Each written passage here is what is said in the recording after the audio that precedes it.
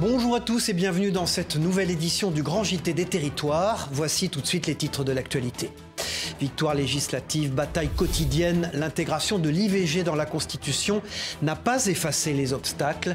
Les déserts médicaux compliquent fortement l'accès à l'avortement et vous le verrez en Gironde, certaines femmes sont forcées de traverser le département pour interrompre leur grossesse. Nous nous rendrons sur place avec ce reportage exclusif de notre partenaire TV7, la chaîne du groupe Sud-Ouest.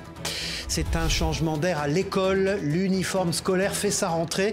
En France, 100 écoles s'apprêtent à expérimenter la tenue commune au collège et au lycée. À Puteaux, ces établissements ont déjà commencé et les étudiants, vous le verrez, en sont ravis. Nous écouterons leur témoignage dans un reportage de notre partenaire de 20 Minutes TV. Et puis, à l'approche des Jeux paralympiques, cette initiative étudiante met à l'honneur le parasport.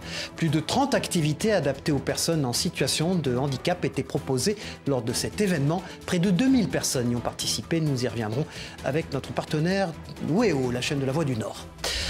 Et pourtant, on nous disait qu'il n'y avait plus de neige sur nos sommets. Nous irons en Savoie, où la saison de ski se poursuit. À Val Thorens, en plus de la clientèle internationale toujours très présente, les pistes attirent de nombreux skieurs français. La station atteint même un niveau de fréquentation record. Nous y reviendrons en fin de journal. L'accès à l'avortement reste un véritable combat. Malgré l'inscription de l'IVG dans la Constitution le 4 mars dernier, il est parfois compliqué de recourir à l'avortement. Certaines femmes sont obligées de parcourir leur département pour interrompre leur grossesse. Notre partenaire TV7 s'est rendu en Gironde où les déserts médicaux sont un problème persistant. Un reportage signé Océane Archambault. Regardez. C'est ici, au Cassis de Bordeaux, lieu de soutien et de consultation, que les femmes voulant interrompre leur grossesse peuvent avoir recours à l'IVG. Chaque année, elles sont plus de 150 à procéder à une interruption volontaire de grossesse au sein de cette association. Si à Bordeaux, celle-ci ne rencontre aucun obstacle à l'avortement, cette gynécologue reconnaît que tous les territoires ne sont pas sur un pied d'égalité. Il faut surtout travailler sur l'accessibilité partout en France, parce que en Nouvelle-Aquitaine en particulier, par exemple, il y a des départements comme la Creuse où il y a un grand manque de centres d'IVG. Je pense que l'inscription dans la Constitution ne résout pas ce problème. Si l'inscription de l'IVG dans la Constitution, une première mondiale, est une garantie pour l'avenir, dans les faits, y accéder relève toujours du parcours du combattant, particulièrement en milieu rural, selon le planning familial de la Gironde, qui oriente et accompagne les femmes. On a par exemple dans le Médoc une clinique, l'ESPAR, elle a un service de gynécologie, mais il y a un seul gynécologue qui exerce ce droit. Il ne l'exerce que jusqu'à 10 semaines au lieu de 14, et il n'est pas là tous les jours, et parfois il est même absent. Donc ça veut dire que les Médocaines sont obligées de venir sur Bordeaux avec des gros problèmes de mobilité. Depuis 2 ans, les sages-femmes peuvent aussi pratiquer l'IVG médicamenteuse au même titre que les médecins. Une autorisation élargie sous condition à l'IVG instrumentale depuis octobre 2023. Et puis c'est un autre problème de santé publique. Les fermetures de lits persistent dans nos territoires. Au Mans, le personnel des urgences est en grève depuis plus d'1 mois. Leur demande est claire, réouverture des lits et des services supprimés, création de postes supplémentaires aussi. Cette mobilisation vise à sensibiliser le public et à alerter sur une crise qui perdure. Un reportage d'Enzo Maubert de notre partenaire LMTV Sarthe sur place. C'est une chaîne humaine qui symbolise le dernier maillon de l'hôpital public. Des soignants et des médecins solidaires et pourtant acculés par la charge de travail aux urgences. C'est normalement 140 passages par jour. À l'heure actuelle, on est entre 180 et 200 passages par jour, jusqu'à des pointes à 228 passages par jour. Depuis plusieurs mois, les urgences regorgent de patients en psychiatrie que le service n'arrive plus à gérer, en plus des problématiques habituelles. Ce syndicaliste aimerait que la population prenne conscience de la gravité de la situation. Quel choix devrons-nous faire en tant que soignants ? Ce qui est grave pour demain, si on ne fait rien aujourd'hui, ça va être des pertes de chance. Des pertes de chance pour les gens qui arriveront aux urgences. Et là, visiblement, on ne pourra pas prodiguer les soins à la hauteur de la qualité à laquelle on devrait être. Et les pertes de chance, j'insiste là-dessus. Pourquoi ? Parce qu'on sera obligé de faire des choix sur qui on passera en premier ou pas.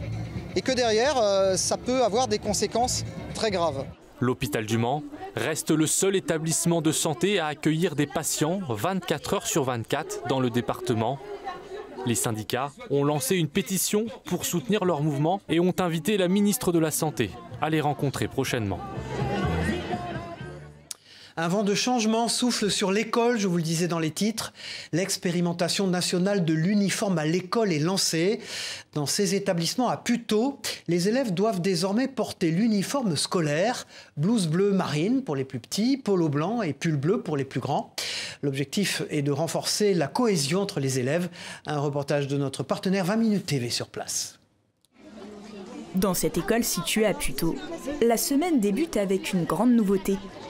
Les élèves ont enfilé l'uniforme pour la première fois, une tenue qui ravit certains enfants. Il est super cool et j'adore jouer à chat avec ça. Il est beau et je l'adore. Il y a 3 polos, il y a une veste qui est comme ça et il y a aussi 2 pulls.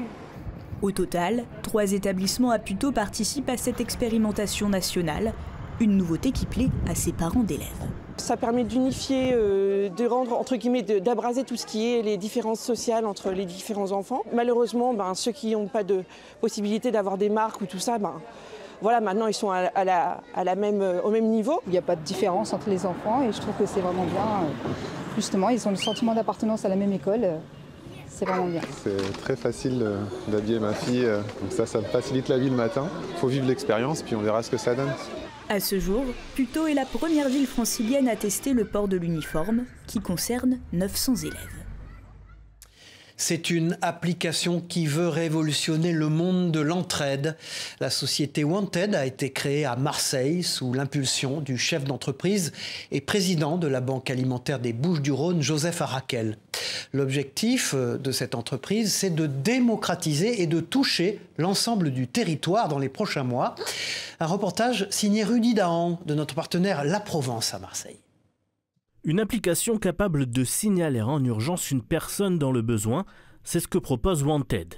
Le but, mettre à disposition de tous un moyen de réagir rapidement à une urgence, qu'elle soit sociale ou vitale. L'application, en fait, vous avez 2 boutons. Un bouton de signaler et un bouton d'urgence.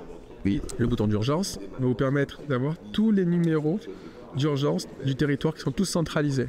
Et si vous voulez signaler d'autres choses sur toutes les catégories existantes, il y en a 16 actuellement, pris en charge par l'application. De la même manière, vous appuyez sur le bouton signaler et là vous avez un bot qui vous parle, qui vous demande si vous signalez pour vous ou pour quelqu'un d'autre. Ça va nous faire gagner énormément de temps, nous permettre d'être beaucoup plus réactifs par rapport aux situations d'urgence, mais pas que les situations d'urgence, même des situations de précarité sociale, d'aide spécifique à des familles, à des enfants, à des mères isolées. On va être beaucoup plus rapide dans l'intervention et de manière plus ciblée, ça va être chirurgical, quoi. Une application qui poursuit la quête de l'entrepreneur Joseph Arakel, dont l'objectif est de remettre au centre du débat l'entraide dans la société.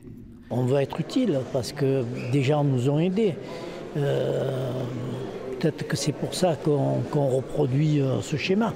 On est dans un monde ou dans un temps où, avec un peu de bon sens, on ne peut pas être indifférent. L'État l'accompagne en étant aidant, facilitateur, bien sûr, en permettant l'interopérabilité avec l'ensemble de ses opérateurs qui agissent dans le champ de la solidarité. Et c'est toute la discussion que nous avons eue avec Joseph Arakel et à travers lui avec l'ensemble de l'association. Wanted va dans les semaines à venir se développer dans tout le département, puis sur la France entière. Les Jeux paralympiques approchent. Pour l'occasion, cette initiative étudiante qui cherche à sensibiliser le public au parasport. Plus d'une trentaine d'activités physiques adaptées aux personnes en situation de handicap. Cette année, près de 2000 participants étaient présents. Un véritable succès à quelques mois des Jeux. Un reportage de Jérôme Aubron de notre partenaire WEO TV, la chaîne de la Voix du Nord. On essaye de pas tirer trop fort, ça sert à rien. On fait juste une passe, le ballon il va rouler, ça va aller tout seul. Ok ? Facile en théorie, mais en pratique, jouer au football privé de la vue est loin d'être évident. En témoignent ces lycéens qui, pour la première fois, testent le C6 C'est pas si simple que ça en vrai, je pensais que c'était plus simple. Si on n'entend pas la clochette, si le ballon ne bouge pas, on sait pas où est la balle, on sait pas se repérer dans l'espace. C'est justement tout l'intérêt de la 8e édition de la journée amiénoise du sport et du handicap. Permettre aux personnes valides ou non de pratiquer une activité physique adaptée. Marion est étudiante en situation de handicap, elle initie à l'handi-basket. va surtout travailler tout ce qui est direction du fauteuil, ce qui est assez compliqué parce que on va avoir les roues plus inclinées qu'un fauteuil de ville. Donc c'est assez complet, il y a de la manipulation, il y a du shoot, donc c'est vraiment assez complet pour une petite séance d'1 minute, c'est assez cool. Année paralympique oblige, les étudiants de l'université Picardie-Jules Verne proposent plus d'une trentaine de disciplines. Pour les plus jeunes, c'est l'occasion de poser un autre regard sur le handicap. S'ils pratiquent du handicap basket en étant dits valides, ils font exactement le même sport qu'une autre personne qui est en fauteuil. Il n'y a aucune différence. C'est également pour ça qu'on accueille aussi des écoles, pour aussi sensibiliser aussi les plus jeunes, pour montrer que tout type de sport est accessible pour tout le monde. Un message porté haut et fort par Erika Sozo, médaille de bronze d'aviron aux Jeux paralympiques de Tokyo et marraine de l'événement. Il y a des disciplines qui ne sont pas représentées par exemple aux Jeux olympiques, qui sont purement paralympiques, donc que le grand public ne connaît pas. Si la question du handicap dans le sport progresse chaque année un peu plus, elle peine à se frayer un chemin auprès du grand public. À 5 mois du début des JO paralympiques de 2024, seul un tiers des billets a été vendu. Et puis les Jeux paralympiques se préparent aussi dans l'assiette. Cet été, près de 400 membres de la délégation paralympique du Brésil s'installeront dans l'Aube. Alors pour nourrir ces athlètes, des chefs français et brésiliens ont pris possession des cuisines de ce centre, vous allez le voir. En collaboration avec le savoir-faire local, le menu a été adapté pour satisfaire des sportifs venus d'un autre continent. Un reportage de notre partenaire Canal 32 sur place. Au mois d'août, environ 7500 repas vont être préparés au centre sportif de l'Aube pour la délégation paralympique du Brésil. Tout simplement pour se familiariser avec la restauration, avec l'équipe qui sera présente ici. Et effectivement, c'est aussi pouvoir apprécier les produits locaux de notre département. Le principal défi, cuisiner des produits de qualité que l'on peut retrouver en France comme au Brésil. On doit faire très attention au confort des athlètes. Ils doivent se sentir comme à la maison à travers la nourriture, reconnaître ce qu'ils mangent. En France, il y a tous les ingrédients, même parfois meilleurs qu'au Brésil. Mais par exemple, pour être sûr que les athlètes se sentent comme à la maison, il faut se fournir avec le riz qu'ils connaissent, même s'il est moins bon que le riz français. On a presque trouvé tous les ingrédients ici. On va demander aux fournisseurs portugais ce qu'on peut avoir. On envisage d'importer des produits énergétiques principalement, comme la goiabada, la châtaigne, la farine de manioc, les haricots noirs. On va voir si on en trouve en France ou s'il faut les importer. Les repas sont étudiés à l'avance. Aucun apport nutritionnel est laissé de côté. Il faut compter entre 2000 et 3500 calories par athlète, tout en adaptant cet apport en fonction de la discipline sportive. Ce que je contrôle le plus, c'est le sucre. Nous avons demandé à ce que les portions soient un peu réduites pour être sûr qu'il n'y ait pas trop de sucre dans les repas. Avant les Jeux, dans la dernière ligne droite, ils mangeront moins de calories pour perdre 2 à 3 kilos afin d'être plus légers pour la compétition. Entre les sportifs et l'équipe, la délégation paralympique du Brésil comptera jusqu'à 400 bouches à nourrir. Les délégations d'escalade de Chine et du Japon pour les Jeux olympiques devraient elles aussi venir pour se préparer à leur séjour dans l'Aube. Voilà, et puis pour les gourmands dans ce JT, les chocolatiers s'activent à l'approche de Pâques. Pour les producteurs, cette fête chrétienne est le deuxième pic de production après Noël. À Limoges, cette chocolaterie vieille d'un demi-siècle nous livre quelques petits secrets de fabrication à consommer avec modération. Un reportage de notre partenaire 7 à Limoges sur place. Pas de mystère entre la poule et l'œuf chez les chocolatiers. Le point de départ est un chocolat de grande qualité. On parle de chocolat de couverture qui arrive sous forme de petits lingots ou pistoles. Le couverturier, lui, va transformer les fèves de cacao, donc en les torréfiant, les broyant avec du sucre, en faisant des mariages de terroirs. Hein. Ça marche un petit peu comme le vin, c'est exactement pareil. On va chercher les meilleurs terroirs et ensuite, de leur fabrique va sortir des pistoles de chocolat comme ceci, que nous on appelle du chocolat de couverture. Et donc le but du jeu pour nous ensuite, c'est de le transformer en bonbons de chocolat. Des bonbons de chocolat tout au long de l'année et pour Pâques, des sujets de toutes sortes avec comme seule limite l'imagination de l'artisan. J'aime bien tout ce qui est compliqué en fait. Je dirais que j'ai vendu des lapins. j'en ai plus du coup, mais j'ai vendu des lapins. Parce que c'est celui lequel, pour l'instant que j'avais mis à la vente, qui est le plus parti. Tous les ans, on sort des décos particulières, des formes particulières, pour essayer d'apporter un petit peu de nouveauté, mais on reste aussi dans le traditionnel, œuf classique, basique, qui plaît toujours. Gardons à l'esprit que le chocolat se consomme toute l'année et que le choix compte. Demandez à votre artisan de vous parler de l'origine de son chocolat. Il sera ravi de partager ses connaissances. Et puis nous recevions ce jeudi l'actuel porte-parole du gouvernement, Prisca Thévenot, dans notre émission politique Face au territoire, avec Ouest France, Nice Matin, France Antilles, le magazine Le Point et 20 minutes.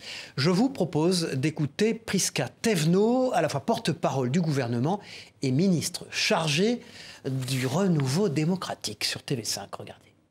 On parle justement d'un livre noir du RN qui était constitué par les marcheurs de Bruxelles. Est-ce que vous en avez eu l'occasion de le lire? Est-ce que vous savez quand est-ce qu'il sortira? Ou en tout cas, je sais qu'il y a des éléments de langage pour dire Jordan Bardella n'est jamais au Parlement européen, à part pour apprendre l'anglais ou faire simplement 21 propositions. Est-ce que vous savez où en est ce livre noir? Écoutez, moi j'ai envie de vous dire, tout est communiqué et tout est transparent. N'attendez pas, allez regarder sur les différents sites. Il n'est pas là, mais pardon, en plus, je le dis en tranquillité, il l'assume lui-même. Mais comment vous expliquez ça? Il l'assume lui-même, il dit ne pas vouloir Comment vous siéger. expliquez qu'au fond, il est un peu plébiscité aujourd'hui? Vous avez raison. Les sondages sont ce qu'ils sont, mais quand même. C'est de la popularité, mais absolument pas de l'exemplarité.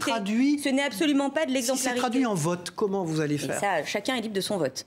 Chacun est libre de son vote. Le tout étant d'avoir un débat éclairé sur la campagne que nous menons. Et le débat éclairé face à quelqu'un qui assume ne pas avoir de bilan et qui assume continuer à ne pas vouloir siéger et travailler, ben voilà, je veux dire, en un moment, il faut aussi regarder les choses telles qu'elles sont et appeler un chat un chat. Jordan Bardella n'est pas là pour défendre des idées, mais pour sauver ses indemnités. Vous le savez, les actes antisémites ont bondi depuis l'attaque du Hamas en Israël le 7 octobre dernier. Selon le ministère de l'Intérieur, les écoles sont maintenant particulièrement concernées. À Villepreux, dans les Yvelines, des dispositifs ont été mis en œuvre dans ce collège, vous allez le voir. Depuis le début de l'année, les professeurs ont multiplié les échanges pour sensibiliser les élèves à l'antisémitisme. Un reportage de notre partenaire sur place, TV78. Toutes les remarques, les phrases fréquentes, sale juif, sale asiatique, sale chinois, etc. Il y en a tout le temps. La lutte contre le racisme et l'antisémitisme est au cœur de toutes les préoccupations au collège Léon Blum à Villepreux. Et cette lutte passe notamment par le français où le poids des mots a toute son importance. Le but de la séance d'aujourd'hui, c'était qu'il relie tous ces discours, celui qui était très caricatural que j'ai montré aujourd'hui, et aussi tous les discours racistes quotidiens dont ils sont témoins tous les jours en fait. Au cours de cette séance, les élèves ont appris à identifier les discours antisémites en visionnant un extrait de film. Ils se sont ensuite essayés à un exercice d'écriture sous le regard attentif du maire de la commune. Il y a eu des échanges, il y a eu de l'interaction. Je pense que ça leur a permis d'ouvrir les yeux sur ce qui est un moment évidemment important de notre histoire, aussi dramatique puisse-t-il être. Depuis le début de l'année, les professeurs ont aussi organisé plusieurs sorties de sensibilisation. Les élèves se sont rendus au mémorial de la Shoah à Paris et à Drancy. Ça a été un moment fort pour eux de prise de conscience d'une réalité historique qu'ils connaissaient par les livres, et là qu'ils ont connu avec leurs pieds, avec leur corps. Je ne pensais pas que c'était vraiment possible de faire des choses aussi inhumaines aux gens. Le travail de sensibilisation continue dans le collège Léon Blum. En mai, les élèves iront dans la ville de Natzwiller pour visiter le camp de concentration Struthof. Elle fut déportée à Auschwitz alors qu'elle n'avait que 17 ans. L'histoire de la résistante Lisette Moru a refait surface récemment grâce aux investigations d'une journaliste. Une bande dessinée raconte aujourd'hui l'histoire de cette jeune fille. À Port-Louis, dans sa ville natale en Bretagne, une rue portant son nom vient d'être inaugurée. Un reportage signé Karine Chevrolier pour notre partenaire TBO et notre partenaire TB Sud, les chaînes du groupe Le Télégramme en Bretagne. Sur le champ des partisans, la ville de Port-Louis rend hommage à son enfant. Lisette Moru a seulement 17 ans quand elle est déportée à Auschwitz, début 1943. Elle y décède quelques mois plus tard. Elle a marqué l'histoire de notre commune alors qu'elle avait que 17 ans, en osant se lever face à l'occupant pour participer à son jeune âge à des actes de résistance. La jeune port-louisienne et son compagnon Louis Séché ont été dénoncés par 2 habitantes, jugées à la sortie de la guerre. Un sujet longtemps resté tabou dans la ville, dont une rue porte désormais le nom de la jeune fille. J'ai l'impression de retrouver ma famille, parce que je n'ai plus personne, en dehors des petits cousins éloignés. Et je pense beaucoup à mes parents aujourd'hui, parce qu'ils m'ont pas beaucoup souffert de ça. Cette histoire a refait surface grâce aux investigations de Stéphanie Trouillard. La journaliste travaille depuis plusieurs années sur la résistance dans le Morbihan. Un jour, elle découvre la photo de Lisette Moru, prise à son arrivée à Auschwitz. Je me suis demandé comment une jeune fille, une Morbihanaise, s'était retrouvée dans ce camp et ce centre d'extermination. Et puis j'ai été intriguée par son sourire sur cette photo. Et en découvrant sa personnalité, je me suis rendu compte qu'effectivement c'était une jeune fille avec un petit côté un peu bravache. Et je pense que quand elle est rentrée dans ce camp, elle a voulu aussi montrer qu'on ne lui enlevait pas sa part d'humanité et qu'elle continuait de résister à sa façon. La première fois que mon père a reçu cette photo, il s'est effondré. Puis en fait, quand il a regardé, il a dit mais c'est vraiment elle. Elle était toujours en train de plaisanter, toujours en train de rire. Il m'a dit c'était la vie. L'histoire de Lisette, résistante bretonne, et de son compagnon Louis est aujourd'hui racontée dans une BD par Stéphanie Trouillard et l'illustrateur Renan Coquin. Un format choisi par la journaliste pour mieux toucher les jeunes générations. Dans ce journal, nous nous rendons en Savoie maintenant, où la saison de ski se poursuit. Si les destinations locales attirent majoritairement une clientèle venue de l'étranger, cette année, les skieurs sont bien français et très présents. À Val Thorens, ils permettent d'atteindre un niveau de fréquentation absolument record. Emmanuel Jaude s'est rendu sur place pour notre partenaire 8 Mont-Blanc. Regardez. Au pied des pistes savoyardes, si les vacances scolaires sont terminées depuis plusieurs semaines déjà, la ferveur ne semble pas retomber pour autant. Bien au contraire, ici, plus de 70% de la clientèle est étrangère. Avec cette semaine encore un taux de remplissage des lits touristiques supérieur à 92%, cette saison s'annonce déjà exceptionnelle. Un succès renforcé cette année par un public local habituellement disséminé dans les autres domaines skiables du territoire. On a été très peu impacté par les chutes d'eau qui sont transformées en neige ici. Et donc on a eu beaucoup de reports de clients qui sont venus à la journée. C'était un peu une nouveauté de gens qui montaient directement à Val Thorens pour skier à la journée. Mais on a aussi l'attractivité aujourd'hui qui est indéniable via Aurel et via la cime Caron derrière, puisqu'on a une télécabine qui est un véritable ascenseur valéen qui fait qu'on a beaucoup de skieurs qui viennent de chez nous. Un accès facilité combiné à une neige de qualité ont donc permis aux socioprofessionnels de la station de bénéficier d'un hiver proche des records de fréquentation. Une tendance qui s'est ressentie dans tous les secteurs d'activité. On a eu quand même beaucoup de gens donc en locaux, les week-ends qui venaient et c'est vrai que c'est de plus en plus agréable. On est très content de ce nouveau phénomène. Ouais. Historiquement positionné vers une clientèle non francophone, Val Thorens doit donc aujourd'hui s'adapter. Une évolution déjà partie prenante de l'ADN de la station depuis plusieurs années et donc renforcée depuis quelques saisons pour séduire le plus large panel de public possible dont les demandes sont bien souvent bien loin du monde de la glisse. On va adapter nos services différemment, on va aller chercher une clientèle à laquelle on va pouvoir répondre présent sur des besoins alimentaires particuliers par exemple, sur également des services personnalisés en chambre.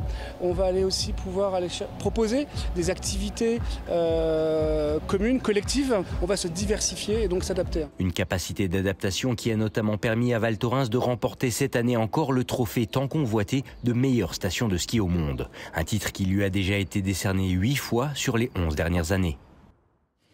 Et puis restons en montagne avec ces deux frères qui se sont lancés un défi. Ensemble, ils ont voulu traverser la Norvège et à pied et sans GPS. Et pour se guider, ces natifs de Chagnon dans la Loire ont utilisé uniquement des cartes d'orientation. C'est une première mondiale. S'ils ont l'habitude de participer à des courses d'orientation, cette fois, le périple dure une centaine de jours dans des conditions parfois très difficiles.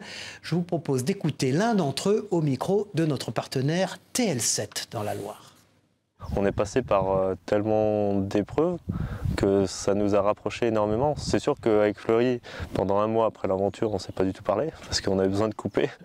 Mais au final, maintenant, on se comprend et on se connaît mieux que personne, quoi.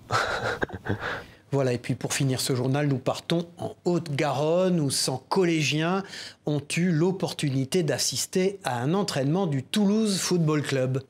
Une expérience enrichissante et l'occasion pour eux de rencontrer leurs idoles et de repartir à l'école des étoiles plein les yeux. Un reportage signé Léa Afonso de notre partenaire Via Occitanie sur place.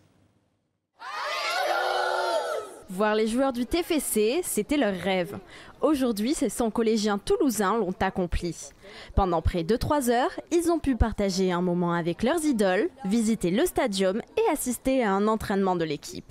Tous sont émerveillés. Ça m'impressionne énormément parce que tous ces joueurs qui courent un peu partout et qui ont une telle maîtrise de la balle, comparé à moi, je me dis, bon, en fait, je vais me sentir nulle là au bout d'un moment parce qu'ils ont une super maîtrise, ils jouent comme si c'était un jeu d'enfant, quoi. Une rencontre organisée par le conseil départemental de la Haute-Garonne pour promouvoir le sport. Les entraînements avec le TFC sont, je dirais, un exemple de lien entre le sport professionnel et le sport amateur pour convaincre nos jeunes de pratiquer une activité physique et sportive tout au long de la journée, tout au long de leur vie, parce que 30 minutes par jour, c'est un minimum face à la sédentarité, face aux écrans. Il faut inciter nos jeunes à pratiquer une activité physique. Encourager au sport, c'est un pari qui semble gagner pour le département. Certains jeunes se voient déjà à la place de leurs idoles et fouler le terrain. Mais moi, je me vois en train de jouer aussi un grand joueur. Je veux être un grand joueur dans ma vie. Mon rêve, c'est aller jouer avec des vraies grandes équipes. Même si TFC aussi, c'est une vraie équipe. La rencontre s'est terminée par une séance de dédicace avec les joueurs. Les jeunes repartent avec des étoiles plein les yeux et des rêves de football plein la tête. Voilà, merci d'avoir suivi cette édition du Grand JT des Territoires. On se retrouve très vite pour une nouvelle édition. Au revoir à tous.